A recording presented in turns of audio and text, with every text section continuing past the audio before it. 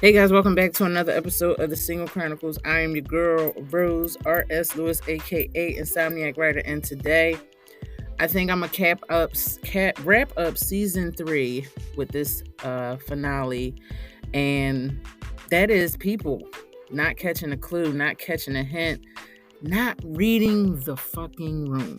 So if you're new here, make sure you like or heart, save, favorite, whatever you gotta do to this podcast so you can be notified of future episodes and stuff.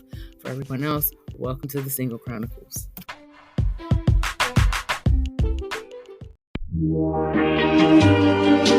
Missing someone. Missing someone. Missing someone.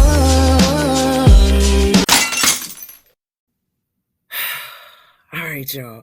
I had so many topics that I wanted to close out the season with, and this was one of the ones that just kind of fell in my lap like maybe a few hours ago, and I was thinking about it. I was thinking about it before, but I kind of revisited it, and like every time I go in my DMs, it just be like, yo, motherfuckers do not read the room. And um I can see why some females act the way they act, or why some people are just they are the way they are. I kind of get it. Now, don't get me wrong. My thing is, I've never sat up there and told someone, okay, I've never told someone, oh yeah, you might have a chance, or I like you, or you're this, you're that, blah blah blah blah. Knowing full and well that I don't want to reciprocate the same feelings that they have back to them. So I've never been one to do that. If I don't feel the same way you feel, I'll try to lay it out there as gently as I can, just rip the band-aid off. But just I try to be nice, but I try to be upfront and honest. Today I want to talk about the two types of people that one like that, they're honest, regardless if it comes off as brash or not, or them trying to spare your feelings. And then other ones that just really dismissive and don't keep it a vein. Like you want me to guess, like, dude, a woman, I don't have time to guess. Either you fuck with me or you don't. And to the other extreme of that, the other end is like, do you understand the words that are coming out of my mouth? Like, do you realize that the way you feel for me is not the way I feel for you? And the sooner you recognize that, the sooner you pay attention to that whole thing, the better everyone else, all of us will be. Because the problem is that people, they don't want to, they just, I don't know. I can't. I can't. I don't get it. You know what I mean? Like for example, there are guys in my DM, and they'll say, "Oh, I want to do X, Y, and Z for you," and respectfully, I must decline. And and honestly, that's not because of them. Like, I don't want the gifts. I wouldn't mind people buying me shit or doing nice shit for me. The problem is that whole premise of people doing nice shit for me got fucked up when I was younger. And it wasn't until I got older and I realized why. Because I grew up in a transactional lifestyle.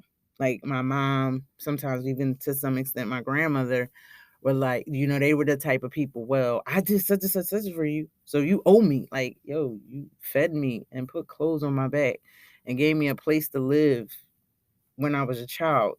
You was fucking supposed to do that. Like, people, motherfuckers want like golden stars for shit they supposed to do. I wish the fuck I would ever tell my daughter, well, since I gave birth to you and I fed you when you couldn't feed yourself, like, who's keeping score? Now, I could see if your child or your whoever's living with you and you guys have tasks split up. That's fine. That's totally cool.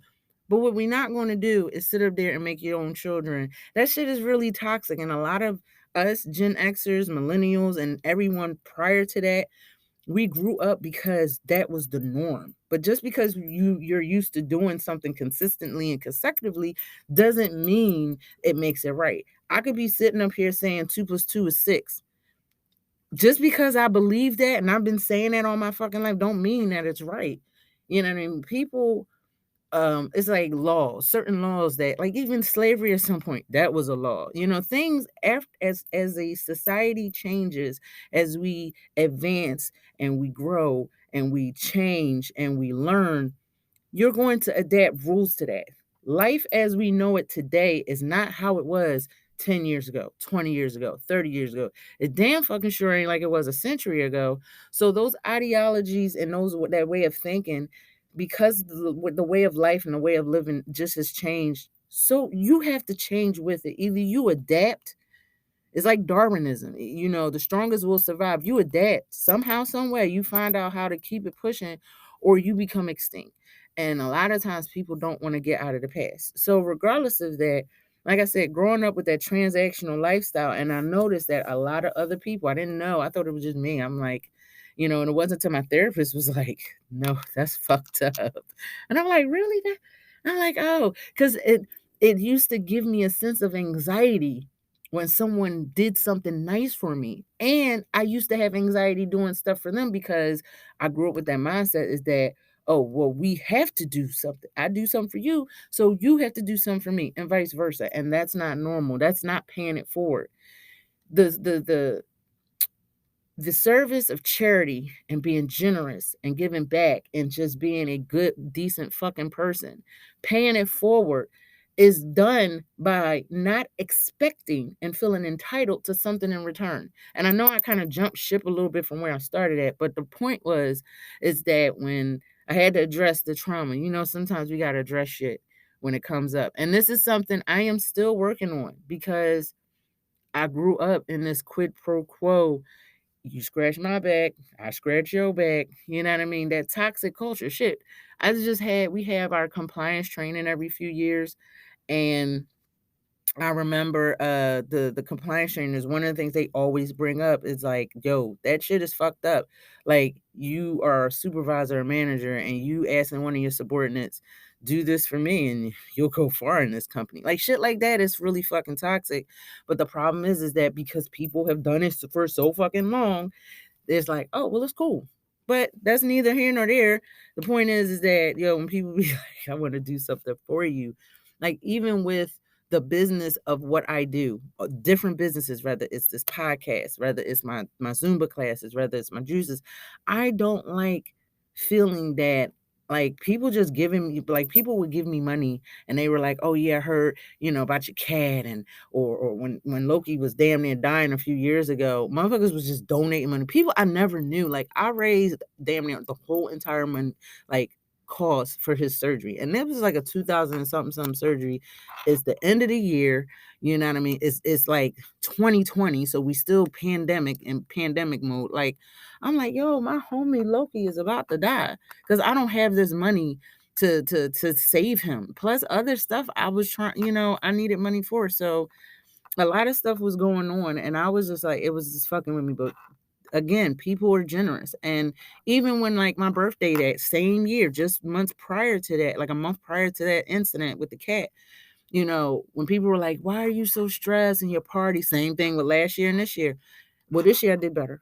But the, you know, first 2 years that I was having like this theme costume birthday type hybrid party, I hated asking people, you know, can you help me set up? Can you do this? Can you do this? So my girlfriend was like, yo, if you need me to help set up, let me know. Like it was even people I was like, yeah, if you look, you ain't even gotta pay for the charity, you know, the charity because it was for charity. So I was like, if anybody paid charity and then, you know, anybody help me set up, you know, you come for free. I'm not gonna sit up here and say help me set up and then pay.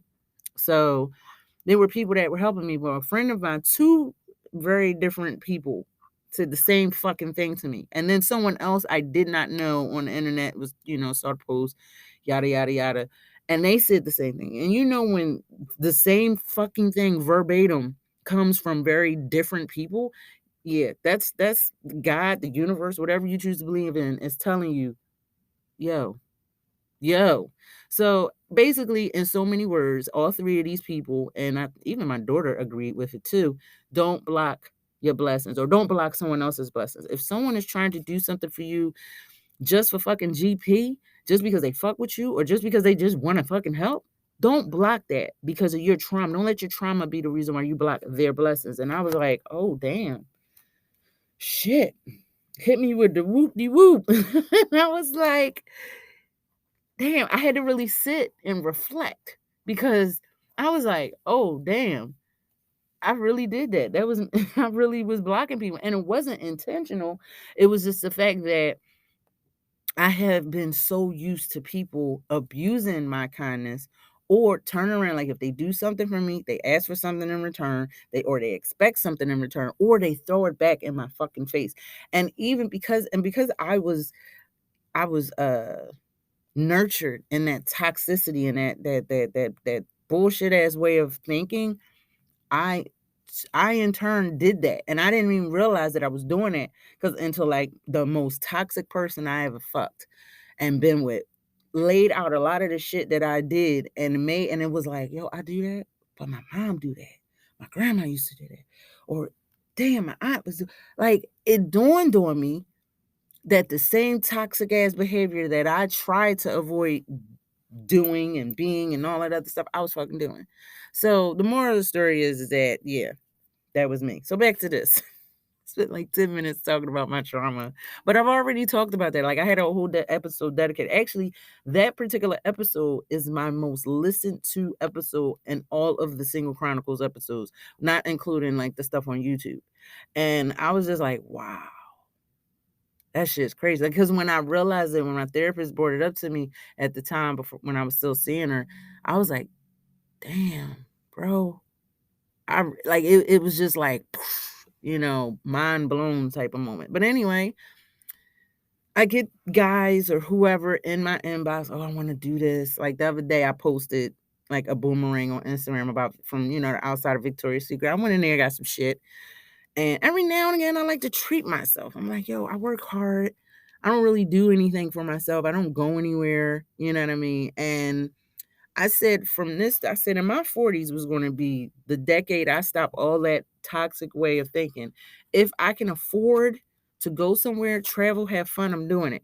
If I can afford to put myself in a position, in a predicament that I'm doing better, I'm going to do it. I'm not going to, what I keep doing, I always play it safe. Right now, safe. I'm comfortable.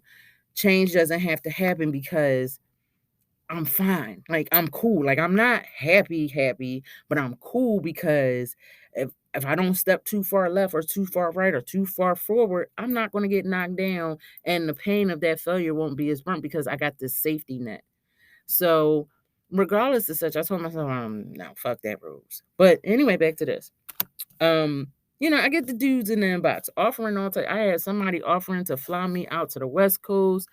Another person was like, come out here to the Midwest. I'm like, damn. Like, because there are people nowadays, like the way social media has connected people over the last few years, especially because we were shut down and we were in isolation for the greater part of 2 years. People learn to connect, and then long distance relationships. I have to look at the percentages of long distance relationships because I think I'm gonna talk about that in the season opener for season 4 in February when I come back. And that's because a lot of people were connected via TikTok, Instagram, Zoom, whatever it might have been. People were making these connections online to other people, and then all you could do really is talk. All you really could do is just exchange ideas and passions and stuff like that and get to know this person. It was kind of like that blind married show. I don't know. I don't really watch some shows like that, but it's a show that's on, I think, Netflix. One of my friends was watching it, and I was like, "What the hell is this?" She was like, "Yeah, they get married and they don't see the person or something." But it forces you to get to know the person on a deeper level because right now you're not misguided you're not being misguided by fucking lust because most people that's the first thing they worry about, what the person looks like. Everybody is so physically driven by the physical features of another person or attributes and stuff that you start to realize I don't fucking know you. And I think another thing the pandemic did is made people realize just how much they didn't know or even like their partners. Because now we have this thing where we're not together. We don't know each other. We don't interact with each other. We don't fuck with each other, but we together because the sex was good and we just been fucking for all this time. So now that we're stuck with one another, and it was like, yo, you irk me, or like a lot of people were getting divorced after the lockdown, like a lot of breakups, because people just realized that they really didn't know the person that they were with. So how do you get to know the person that you're talking to? Like, you really have conversations about things you want to do, places you want to go, dreams, aspirations, fears, all these things, traumas, triggers, whatever. People are afraid to put that out there. I want to know the type of person you are. Like, the last couple of people I've talked to, I was just like, I'm not feeling it. And I had like one person that I felt that I connected to, but it wasn't reciprocated. And I was like, all right, something is not right, because the dynamic and I've talked about this a bunch of times. This is not the first time that this happened. I'm not saying it happens to the best of us. Sometimes we misjudge. And like I said, I'm in this group. I'm gonna talk about today. Um, not catching a clue, or being around someone that's very dismissive. But the point is that I was in this predicament that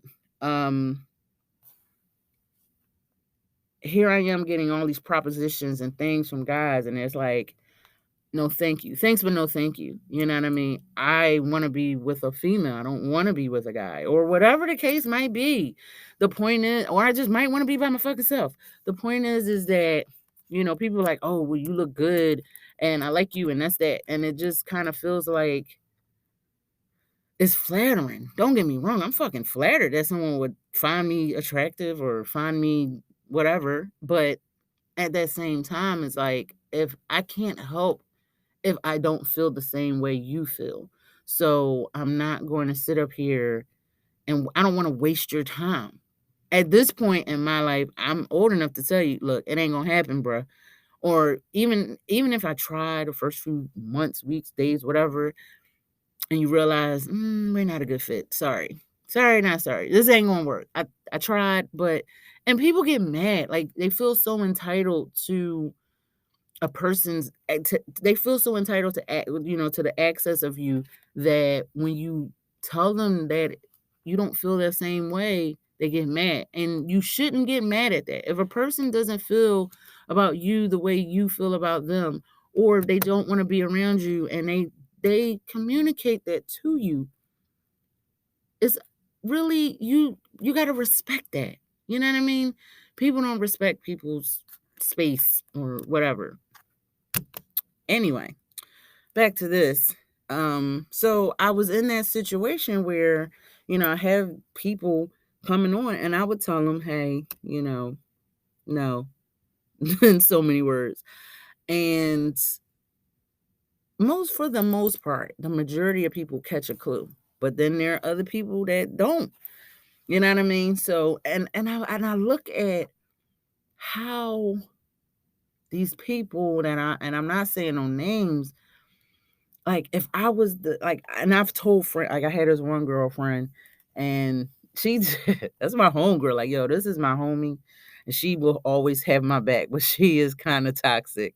And she not like toxic as in a fucked up ass individual, but like, when I was telling her the shit that, motherfucker, I was like, yeah, people sent me money for my birthday, they cash at me, PayPal, da da da da da. She was like, yeah, girl, child, you got them in the palm of your hands. I would be having them sending me this, they be buying me this and buying me that. Girl, you better use what you got. And I'm like, I can't. I don't know how to be that type of person. And I don't want to be. I don't want to be the gold digger type. The stereotype that they already have of us Black women. That's not me. That's not who I am. I could be. I very much, anybody could. But it's not me. And I look at how easily people get taken advantage of, especially men that want that companionship. No, like, they might have an age thing or whatever the case might be. But a woman, there are a lot of conniving ass females that take advantage of people like that. And that shit pisses me off, because it's like, yo, they're looking for love and you looking for a fucking paycheck. And it pisses me off. So that's another reason why I don't want to take stuff, because, again, I don't want to be like y'all. Y'all remember Players Club, Myron, whatever his name was? He spent a lot of money on Diamond, and he felt that in his brain, it should be more than what it was. And I don't want to be in that situation. I don't want to lead anybody on. Now, the other end of that spectrum are those the dismissive people, the people that ghost you or fall back or whatever. No explanation as to why. Like, is how hard is it to just say, you know what? You seem really nice. I enjoy talking to you. You're sweet, you're kind, you're beautiful, you're this, you're da da da da da. But I don't think that we are a good fit. And I don't see this going anywhere. And it's not because I don't, it's not you. And I hate to sound cliche and say, oh, it's not you, it's me. But it's not even that. Sometimes our paths and our goals aren't aligned. And you know what I mean? Like it might be that person doesn't want a long distance relationship, or that person wants to move to another part of the country or out of the country.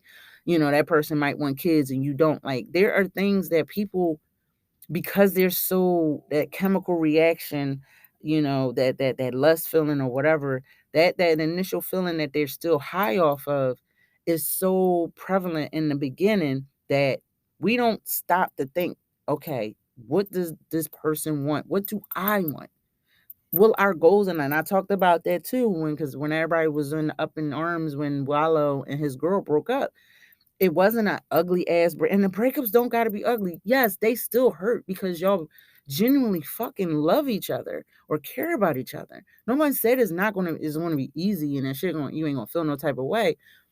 What happens is that you it sucks, but I'd rather us part ways on good terms than to right now and just rip the band-aid off before, instead of spending another 5, 10, 15 plus God knows how many years wondering how life would have been if we would have just walked away because we knew back then we weren't a good fit, but we didn't want to be alone. That's the problem. People don't want to be alone.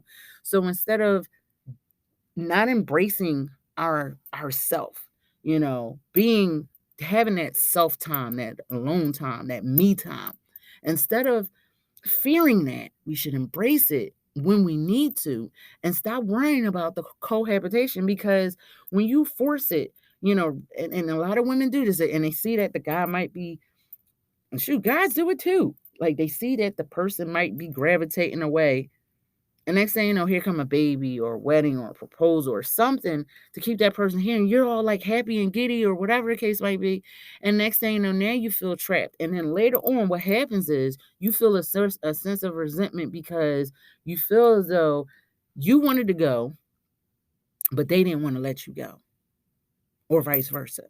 And then you mad because they just didn't take no for an answer. In this particular case, the people that are so dismissive and they kind of just fall off and ghost, you know what I mean?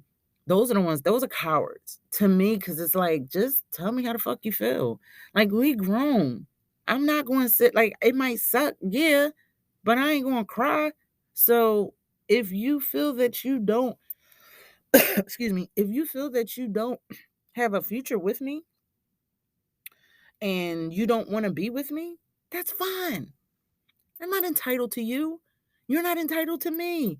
And that's, I think we mentioned that on like the friend zone. Oh yeah, she put me on the friend zone. Bro, no, you were already supposed to be her friend. She didn't feel the same way about you that you felt. And now instead of just keeping a bean and be like, all right, you know what, it ain't work out, whatever, you know what I mean? You got an attitude or whatever. But like I said, the dismissive, you know, leaving that person on red, you know, not regarding them and at least acknowledging them. Like if someone takes their time out of the day, say hi. You say hi back. I'm not saying you gotta do it in like 4.7 milliseconds, whatever. What I'm saying is that someone asks you a question or they say hi or they give you salutations and you just looking like, yeah, whatever. Like it's so rude. Like we live in this world now, like even here in Philly, not everyone does it, but I notice like if you say, hi, how you doing? Good morning, happy holidays, whatever, just being a polite. Motherfuckers just mad, walking around angry. Yo, you woke up today. It's a motherfucker that's in the morgue who would, if they could, probably would want to switch places with you, and you using the breath and day and air and whatever in space that someone else could greatly use to be fucking miserable. Like, y'all just wake up mad. Let me be mad at somebody today. All right, before I get too far off, the point I wanted to make, and I'm gonna address this again in the writer's reflections. Look, whether it's coming on too strong or being very dismissive or somewhere in between, the point is that you got to be honest with people.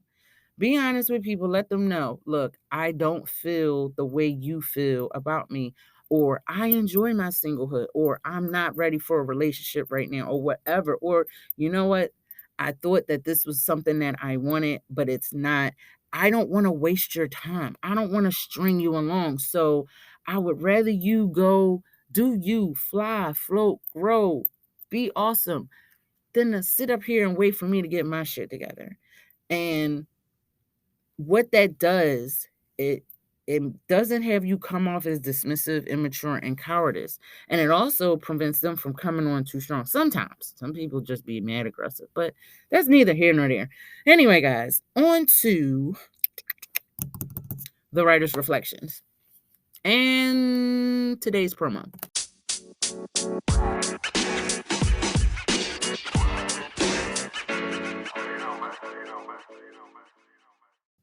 Okay, today's promo of the day of the week is Twerk Out, Winter Burn. I got Twerk Out Booty Camp, the Winter Burn series. I had one in July, it was Summer Burn. Now I got the Winter Burn, and it was great. Like, yo, the weight that these ladies lost is insane. The result, the before and after, and some results weren't even just weight loss. People said they felt better. Cramps wasn't as hurting, knees and joints and stuff. Like, people was in a better mood. Like, yo, I had some of the most amazing transformation stories. So, what does this Twerk Out Booty Camp include, and what exactly is it? So, you get 4 boot camp type classes, but they're a little different because it's Twerk Out. You know, it gotta come with the heat. You get 4 of those, so it's each Saturday in January. Plus, you get 4 weeks worth of detoxing juices. Those detox juices are the ish. And once you start, after the first week, you want to see why. So you get that, and you get a cool t-shirt after classes, after you've wrapped up the series. So you get all of that, and that's like over $200 worth of stuff. And I'm only doing it for half of $100. So register, you get all of that. Now you can choose to buy the juices individually and get shots or just come to classes, but you actually end up spending so much more money doing it that way. So I'm giving it to you for this package deal. It's not going to last long. The price will go up as we get closer to January, the first January first class, should I say. And it's going to be great. So the first class will be January 7th. It'll be at the King Center in North Philly. You can register via Schedulicity. And now if there is a snow thing, weather permitting, we'll try to figure out when we'll move that class and make substitutions as necessary, because you know it is January, snow, whatever. But definitely register, sign up for that. The information is going to be down below in the description box if you want to sign up. And you don't even need a promo code. It's on sale, like I said, until December 31st. That price will go up. So don't lunch, don't wait, don't procrastinate. I'll see y'all then. Twerk Out Booty Camp.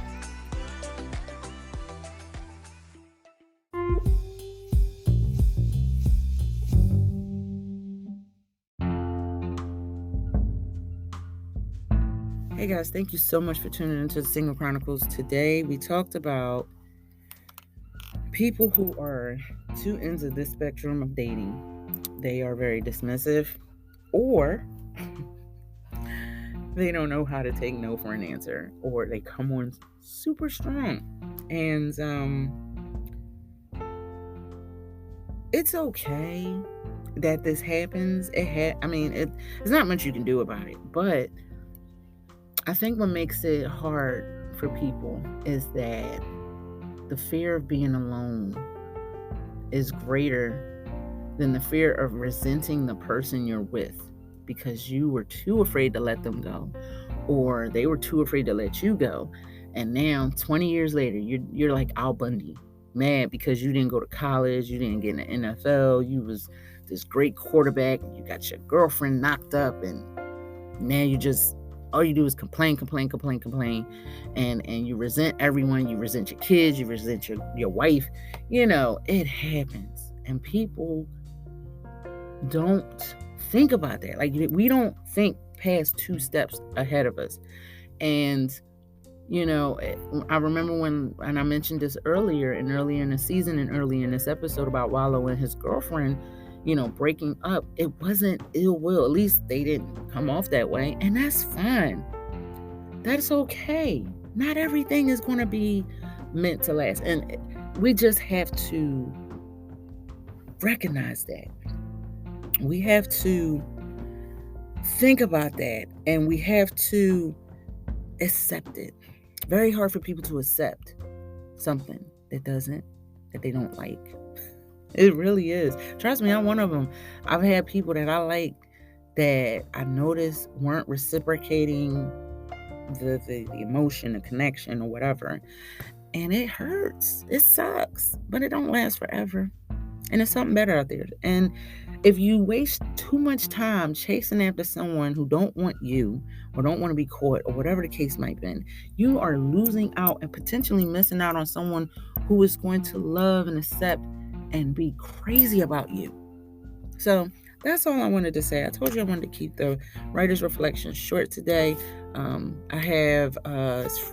recording now Friday, and I have some other stuff that I need to get done before this weekend is over. So I'm going to keep this episode a little shorter.